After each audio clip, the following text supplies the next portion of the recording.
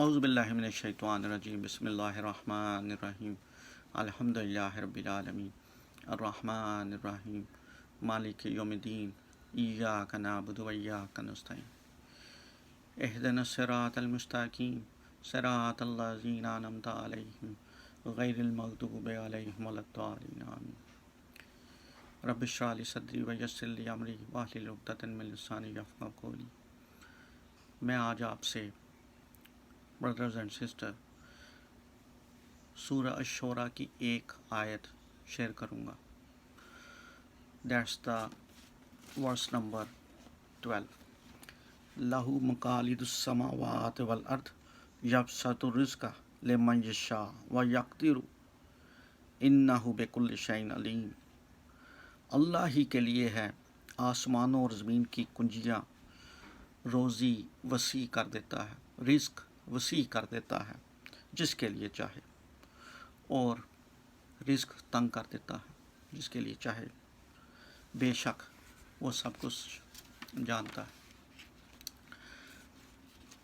قرآن کی جتنی بھی آیتیں ہم لوگ پڑھتے ہیں ان کو ہمیں اپنی روزمرہ کی زندگی میں اپلائی کرنا چاہیے،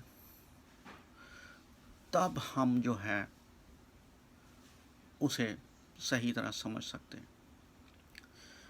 اس آیت میں اللہ رب العزت فرماتے ہیں کہ زمین و آسمان کی کنجیاں اللہ رب العزت کے ہاتھ میں ہیں، اور وہ رزق وسیع کر دیتے ہیں جس کے لیے چاہیں، اور رزق تنگ کر دیتے ہیں جس کے لیے چاہیں۔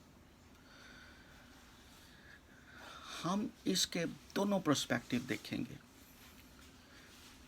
وہ لوگ جن کے لیے اللہ رزق وسیع کر دیتے ہیں، اور وہ لوگ جن کے لیے اللہ رزق تنگ کر دیتے ہیں،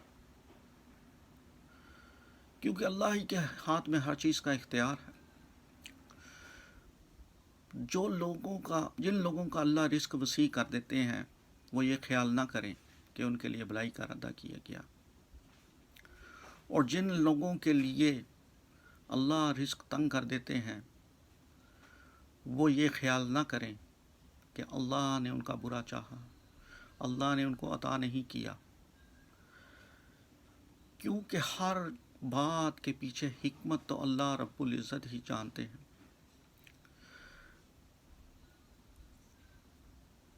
کیونکہ رزق کی وسعت اللہ رب العزت کے ہاتھ میں ہے۔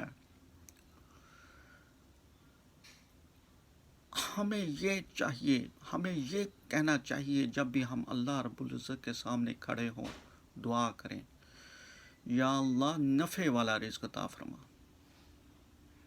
کیوں؟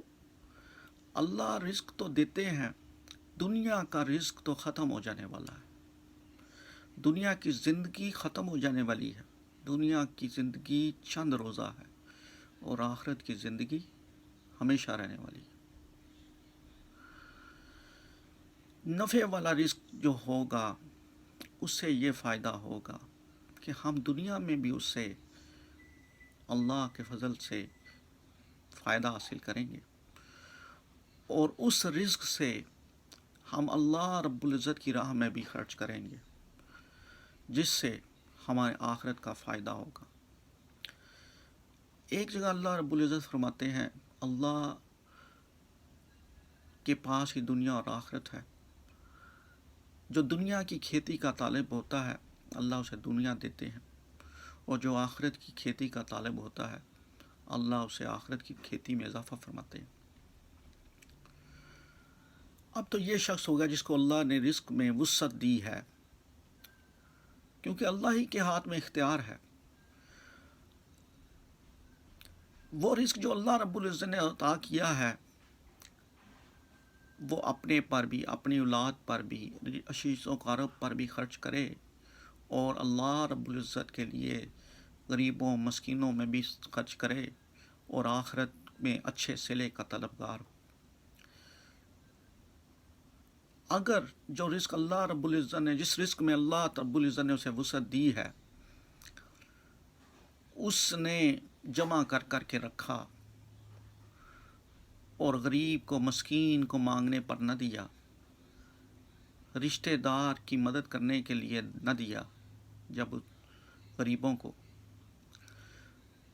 تو وہ جو رزق اس کے پاس اکٹھا ہوا ہے وہ اس کے لیے وہ بال بن جائے گا بعد میں، کیونکہ وہ تو چلے جائے گا دنیا سے، زندگی سے تو آخر کار پردہ فرمانا ہی ہوگا، دنیا میں ہمیشہ رہنا نہ ہوگا۔ جو مال وہ پیچھے چھوڑ جائے گا وہ اس کا نہیں۔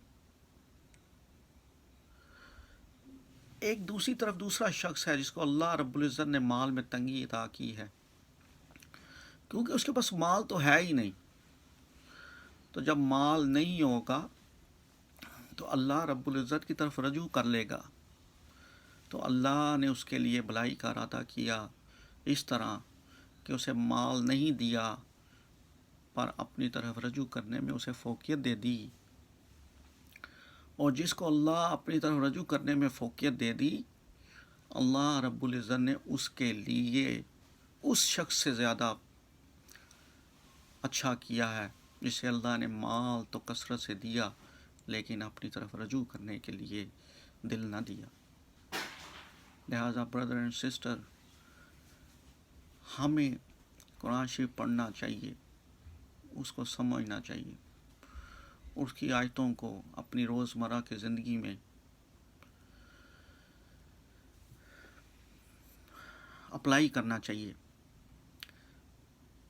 اور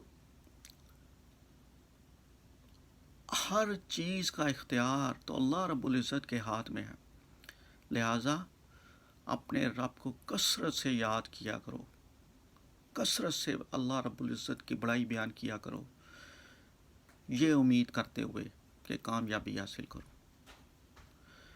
اس میں کوئی شک نہیں کہ اللہ رب العزت کی یاد اور اللہ رب العزت کی بڑائی ہی سب سے بڑی چیز ہے۔